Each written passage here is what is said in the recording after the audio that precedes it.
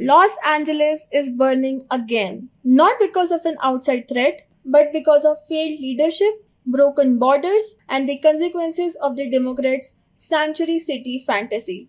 Over the weekend, chaos erupted in LA after immigration and custom enforcement, that is, ICE agents, did what they are supposed to do: enforce the law. They arrested over 100 illegal immigrants, some with ties to criminal networks. And what was the response? Rioting, vandalism, protesters blocking freeways, setting self driving cars on fire, and throwing rocks at law enforcement. And what did Democrats ruled Californian Governor Gavin Newsom and LA Mayor Karen Bass do about it? Absolutely nothing. Scratch that. They blamed the federal government for trying to restore order. That's right. President Trump, seeing the breakdown of control in one of America's biggest cities, acted.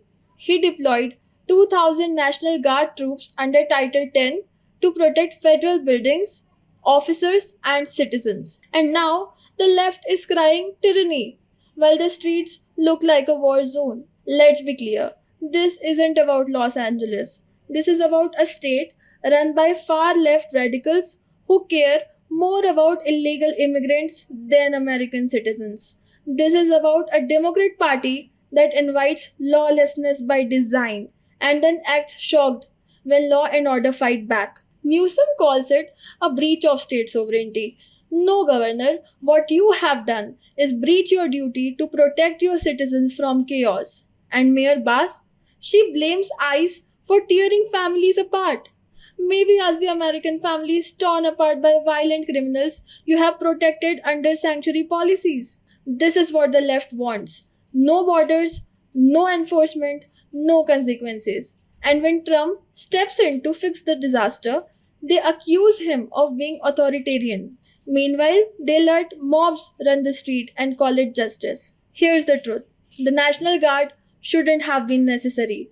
But when Democrat leaders abandon their cities to political theater, someone has to step up.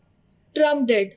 And to those woke commentators crying about militarization, spare us. You can't cry about tyranny while waving foreign flags and setting American streets on fire.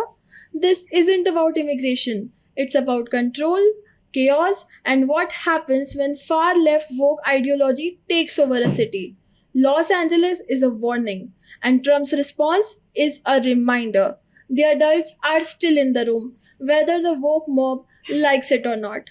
If you're tired of lawlessness and fed up with woke insanity, hit that like button, subscribe, and stay tuned. We are just getting started.